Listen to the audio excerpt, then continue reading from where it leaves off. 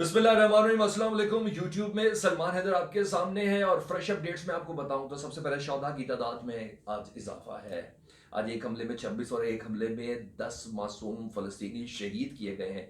3 buildings को तबाह की गई हैं और हमास के एक और लीडर के घर को निशाना बनाया गया है, ताहम वो महफूज रहे हैं। डेथ टोल जो है इस वक्त का ये 188 शहीद हो चुके हैं।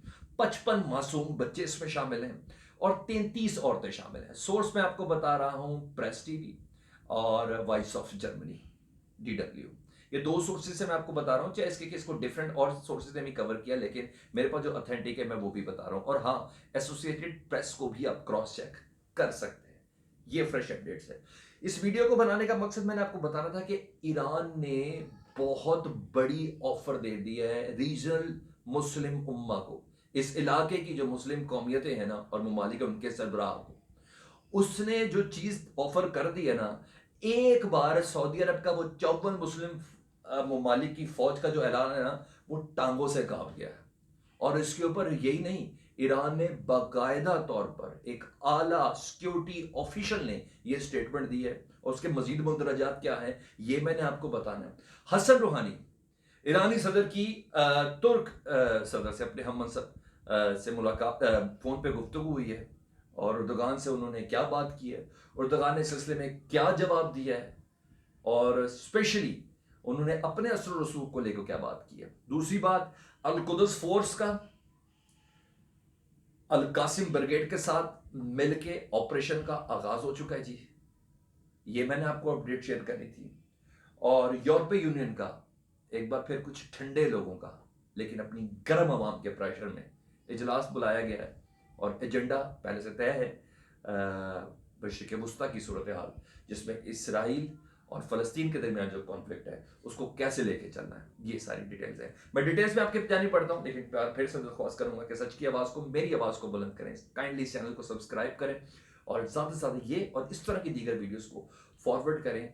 मकसद सिर्फ और सिर्फ आवाज़ को बुलंद करवाना है, ताकि मेरा और आपका कॉन्ट्रीब्यूशन हो। नहीं तो उन्होंने प्रेस टीवी हो, अल जजीरा हो, AP हो, तमाम के ब्यूरो ऑफिस उड़ा दिए। अगर मैं और आप भी चुप रहे तो फिर हमारी आवाज कैसे जाए। तो आपसे एक बार फिर से यह दरख्वास्त है, आगाह करता हूं जी। तेहरान ने इलाके के तमाम रीजनल ममालिक को ना मुश्तरका एक सिक्योरिटी फोर्स बनाने की ऑफर दी है और उन्होंने ये दावत देते हुए कहा है कि गजा के में इस वक्त इसराइली जहरियत के दौरान ये ऑफर देने का मकसद ये है कि ये वक्त है कि गर्मा गर्म तरीके से चोट लगाई जाए। और इसका मामला सिर्फ सिक्योरिटी से रिलेटेड नहीं होगा। टॉप सिक्योरिटी ऑफिशियल है जी, कोई आम बंदा बात नहीं कर रहा। पाकिस्तान और इंडिया की तरह ऑपोजिशन बात नहीं कर रही, कांग्रेस बात नहीं कर रही, या पीपल्स पार्टी और मुस्लिम लीग नून बात नहीं कर रही। साहिब इक्तदार, ताकत रखने वाले, पावरफुल लोग, अपनी मसरत को एंजॉय करने वाले लोग जब इस तरह की स्टेटमेंट देना तो उसका असर होता है। यह आपने जहन में रखना है। मजम्मतों पे बात नहीं आ रही, मैं आपको फिर बता रहा हूं। ईरान, तुर्की, कतर मजम्मत नहीं कर रहा, एक के बाद एक अग्रेसिव स्टेटमेंट भी दे रहा है और हां, अंदर खाने हेल्प भी हो रही है। ये सब हो रहा है। मैंने दीगर वीडियोस में बताया, मैं आने वाली वीडियो में आपको बताऊंगा भी कि मजीद ये हेल्प क्या कर रहे हैं। उन्होंने कहा है जी, टॉप सिक्योरिटी ऑफिशियल है, secretary of Iran supreme national security council, जिनको कहते हैं SNSC। फिर बता रहा हूं, secretary of Iran supreme national security council Ali शाम खानी, वो ये कह रहे हैं कि अफगानिस्तान में अमेरिकी शिकस्त हुई, पता चल गया कि इलाके के अंदर उनकी, इन्वर्टेड कॉमन में, उनकी पॉलिसी नाकाम है। दूसरा, उन्होंने बोला कि यहूदी जहारियत की मुसलसल मुंह तोड़ जवाब फलस्तीनी मुसलमानों से जो मिल रहा है ना, पता चल रहा है कि उनकी पॉलिसीज नाकाम है। उन्होंने कहा यह वक्त की जरूरत है कि जब उनकी पॉलिसीज फेल हो गई हैं तो हम तैयार करें मुश्तरका सिक्योरिटी का मैकेनिज्म। और इसका प्रोफाइल क्या होगा, सिर्फ सिक्योरिटी नहीं, डेवलपमेंट भी होगी उस मजलूम इलाके की, ध्यान में रखिएगा। इंफ्रास्ट्रक्चर, दोबारा से बिल्डिंग्स, इमारतें, पुल, सड़कें, ये सब तामीर करेंगे वो तमाम ममालिक। ये कुछ छोटी सतह का आदमी नहीं बोल रहा, ऑपोजिशन का बंदा नहीं बोल रहा। तीसरा है फलाह बहबूद, जिनकी बेवाएं हैं उनको संभाला जाएगा, जिनका यतीम है उनको संभाला जाएगा। इससे बड़ी क्या ऑप्शन होगी? और जिनके जिस्म का कोई हिस्सा जाया हो गया है इस बम्बारमेंट या इस तरह की किसी बम्बारमेंट की वजह से, उनका ख्याल रखने के लिए ये इतनी बड़ी ऑफर सामने आई। उनका कहा है ये मुस्लिम तेहरान और मुस्लिम उम्मा को इत्तेहाद होने का मशवरा दे रहा है कि ये वक्त है कि मुस्लिम उम्मा इत्तेहाद का अमली मुजाहरा करे।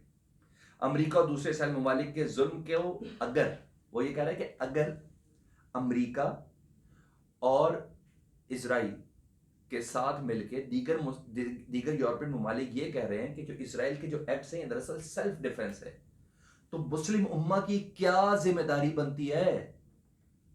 फलस्तीनियों के साथ सिर्फ आवाज बुलंद नहीं करना, ताकत में उनकी ताकत बढ़ाना, कंधे के साथ कंधा जोड़ना। उन्होंने कहा यह तो हमारी एज अ मोमेंट जिम्मेदारी बनती है। ये सिक्योरिटी ऑफिशियल कह रहे हैं। साथ साथ जी एक बड़ी अहम तरीन पेशरफ यह हुई कि हसन रूहानी ईरानी सदर की तैयब रजब अर्दवान से गुफ्तगू हुई है, और इस गुफ्तगू का लुब्बे लुबाब यह है कि इसराइल की हैवानियत को फिल फौर ताकत से खत्म करना होगा, नहीं तो जानबूझकर दुनिया, यूरोपीय यूनियन और अमेरिका, यूनाइटेड नेशन मौका दे रहा है कि इसराइल थोड़े से वक्त में ज्यादा से ज्यादा फलस्तीनियों का जानी नुकसान कर सके।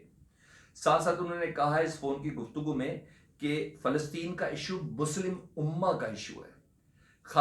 इस खामोशी यूरोपीय यूनियन की और अमेरिका की और यूनाइटेड नेशंस की जो खामोशी है ना, ये दरअसल इसराइल को हौसला दे रही है कि मारो फलस्तीनियों को और कब्जा करो यरूशलेम पे।